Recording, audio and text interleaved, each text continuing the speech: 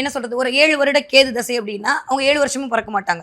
அவங்க 1ஆம் பாதத்தில் இருந்தால் மேபி ஒரு கொஞ்சம் கம்மியாகி, 2ஆம் பாதத்தில் இருந்தால் மேபி கொஞ்சம் கம்மியாகி, 3ஆம் பாதத்தில் இருந்தால் ஒரு 3 வருஷம் இருப்பு, 4ஆம் பாதத்தில் இருந்தால் 1 வருஷம் இருப்புன்ற மாதிரி அவர்களுடைய ஜனன காலம் தீர்மானம் செய்யப்படும். அப்போ அந்த கேது திசையில் இருக்கக்கூடிய அந்த 1 வருட காலம் என்பது இயல்பாகவே கேது திசை மேஷ ராசிக்காரர்களுக்கு, அஸ்வினி நட்சத்திரக்காரர்களுக்கு, அவர்களுக்கு குழந்தை இருக்குது அப்படின்னா குழந்தைகளுக்கு கொஞ்சம் உடல்நிலையில் கண்டிப்பான ஏதோ ஒரு ப்ளஸ் ஆர் மைனஸ் நடக்குது. எனக்கு கேது முதல்ல பிறக்கும்போது என்ன பண்ணுறாருன்னா, அந்த வீட்டில் யாரையாவது ஒருத்தரை வந்து வாங்கிட்டு இல்லை யாருக்காவது ஒரு உடல்நிலையோட தான் அந்த குழந்தைய பிறப்பு ஜனனம் கொடுக்குறாரு. ஏன்னா ஒன்றுமே இல்லாமல் முற்றும் துறந்த ஒரு ஞானியாக முதல்ல லீட் பண்ணிட்டு போகக்கூடிய ஒரு தன்மை கேதுவுக்கு தான் உண்டு.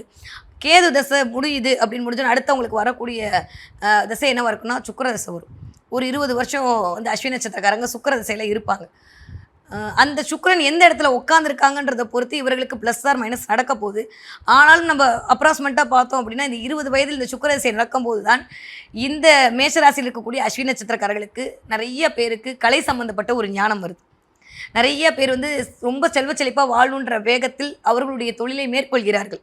நிறைய அஸ்வினி நட்சத்திரக்காரர்கள் ஞான மார்க்கத்துக்குள் போவதற்கு இது வாய்ப்பு கொடுக்குது.